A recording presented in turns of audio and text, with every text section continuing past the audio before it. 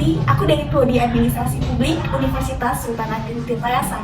Aku akan menjelaskan mengenai SAP, PSAP, dan PSAK. Sebelum kita menjelaskan materi ini, aku punya pantun nih untuk teman-teman di sini. Nah, nanti teman-teman bisa bilang cakep ya di online. Oke, jalan-jalan ke Tugu Pahlawan, hendak mendengar kisah Supratman. Salam sapa saya ucapkan kepada teman-teman yang saya banggakan. Oke, gitu pantun yang tadi saya ucapkan. Teman-teman, ada yang tahu nggak apa sih itu SAP? Nah, saya sedikit menjelaskan mengenai SAP. SAP itu merupakan prinsip-prinsip akuntansi yang diterapkan dalam menyusun dan menyajikan laporan keuangan. Jadi, kita sebagai pengguna laporan atau menyajikan sebuah penyusunan laporan harus menyesuaikan dengan SAP. Jadi, SAP itu sebagai titik acuan kita loh teman-teman.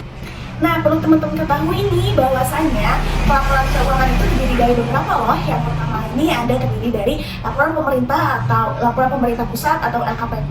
Yang kedua ini ada laporan pemerintah daerah yaitu LKPD dan Badan Layanan Umum atau BLU. Nah, diperlukannya standar akuntansi pemerintahan ini dalam rangka transparansi dan akuntabilitas penyelenggaraan akuntansi pemerintahan sekaligus juga untuk memberikan peningkatan kualitas dari hasil laporan pusat maupun laporan daerah. Nah, teman-teman, jadi SAP ini memiliki kerangka konseptual. Kerangka konseptual akuntansi pemerintahan ini yang menjadi acuan kerangka penyusunannya. Jadi memang kerangka konseptual ini bertujuan agar dalam penerapan prinsip-prinsip akuntansi itu dilaksanakan dengan cara yang sesuai dengan peraturan berlaku. Nah, perlu teman-teman ketahui juga bahwasanya kerangka konseptual itu adalah konsep dasar penyusunan dan pengembangan konsep dasar yang menjadi acuan bagi Komite Standar Akuntansi Pemerintahan atau SAP. Ya, oke gitu teman-teman. Jadi SAP itu ada dua loh teman-teman, ada SAP berbasis akrual dan SAP berbasis kas menuju akrual. Nah, perlu teman-teman ketahui nih, SAP berbasis akrual itu apa sih? Oke, kita jelaskan ya. SAP berbasis akrual itu merupakan SAP yang mengakui pendapatan, beban, aset, utang, dan ekuitas dalam laporan keuangan, yang dimana serta mengakui pendapatan belanja dan pembiayaan dalam pelaporan keuangan pelaksanaan anggaran berdasarkan basis yang ditetapkan oleh APBN dan APBD. Jadi secara sederhananya nih, berbasis akrual itu ketika kita melakukan transaksi, tetapi untuk pembayarannya itu di selanjutnya. SAP berbasis kas menuju akrual itu adalah SAP yang mengakui pendapatan belanja dan pembiayaan berbasis kas serta mengakui aset, utang, dan ekuitas. Jadi memang berbasis kas itu merupakan secara sederhananya ketika kita melakukan transaksi itu pendapatannya dan langsung dicatat di hari itu. Nah, ini selanjutnya adalah PSAP. PSAP itu pernyataan standar akuntansi pemerintahan. Nah, SAP ini dinyatakan dalam bentuk PSAP, yang dimana standar akuntansi pemerintahan yang diberi judul, nomor, dan tanggal efektif.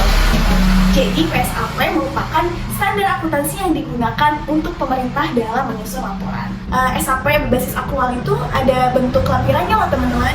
Nah, yang pertama ini ada kerangka konseptual, yang kedua ini ada penyajian laporan keuangan, yang ketiga ini ada laporan realisasi anggaran, yang keempat ini ada catatan atas laporan keuangan, yang kelima ini ada catatan akuntansi persediaan, yang keenam ini ada akuntansi investasi, yang ketujuh ini ada akuntansi aset tetap, dan yang kedelapan ini ada akuntansi konstruksi dalam pengerjaan. Yang ke-9 itu ada akuntansi kewajiban, yang ke-10 itu ada koreksi kesalahan, perubahan kebijakan akuntansi, perubahan estimasi akuntansi, dan operasi yang tidak dilanjutkan. Yang ke-11 ini ada laporan keuangan konsolidasi, yang ke-12 ini ada laporan operasional. Nah, itu teman-teman yang merupakan lampiran-lampiran pada PSAP. Nah, kita akan berlanjut kepada penjelasan PSAK nomor 45. Nah, PSAK 45 itu merupakan pernyataan standar akuntansi keuangan, yang dimana tujuannya itu untuk mengatur pelaporan keuangan organisasi nirlaba. Nah, contohnya memang seperti perguruan tinggi organisasi nirlaba, tidak hanya perguruan tinggi tetapi ada kemasyarakatan, ada organisasi politik dan sebagainya,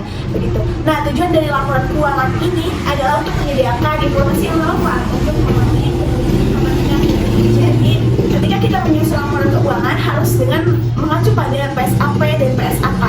Ketika kita tidak mengacu kepada PSAK tersebut dan PSAP, maka laporan ini tidak adanya transparansi dan akuntabilitas, karena memang tujuannya itu untuk transparansi dan akuntabilitas dalam penyelenggaraan atau penyusunan laporan keuangan, begitu. Jadi PSAK itu terdiri dari 4 ya teman-teman. Yang pertama ini ada laporan posisi keuangan pada akhir periode laporan. Yang kedua ini ada laporan aktivitas. Yang ketiga ini ada laporan kas. Dan yang keempat ini ada catatan atas laporan keuangan. Jadi laporan tersebut itu harus disesuaikan dengan PSAK ketika organisasi yang nirlaba atau badan layanan umum atau organisasi lain harus mengacu pada laporan keuangan PSAK. Nah, kita berlanjut kepada pembahasan laporan posisi keuangan. Apa sih yang teman-teman ketahui mengenai laporan posisi keuangan? Laporan posisi keuangan itu bertujuan untuk menyediakan informasi mengenai aktiva, kewajiban, dan aktiva bersih dan informasi mengenai hubungan di antara unsur-unsur tersebut pada waktu tertentu. Nah, jadi memang di laporan posisi keuangan itu meliputi klasifikasi aktiva dan kewajiban dan klasifikasi aktiva bersih atau tidak terikat. Gitu. Nah, untuk contohnya ini ada di sini ya teman-teman. Tadi teman-teman sudah melihat ya contoh dari laporan keuangan tersebut. Nah, selanjutnya ini ada laporan aktivitas. Nah, perlu teman-teman ketahui laporan aktivitas itu tujuannya untuk menyediakan informasi mengenai pengaruh transaksi dan peristiwa lain yang mengubah jumlah harta dan sifat aktiva bersih. Yang dimana hubungan antar transaksi dan peristiwa lain yang mengungkapkan bagaimana penggunaan sumber daya dalam pelaksanaannya itu berbagai program atau jasa.